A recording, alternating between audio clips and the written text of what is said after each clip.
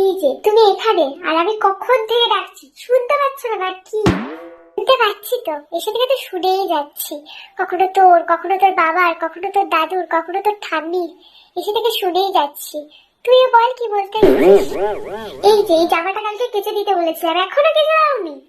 অনেক বড় ভুল হয়ে গেছে, এক্ষুনি কেচে দিচ্ছি।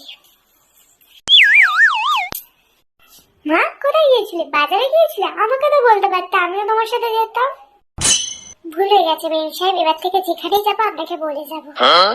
ভগবানই জানে মায়ের কি হয়েছে। হ্যাঁ, মাকে প্রশংসা করা যাবে। মা, আজকে দুপুরে রান্নাটা না খুব ভালো হয়েছিল।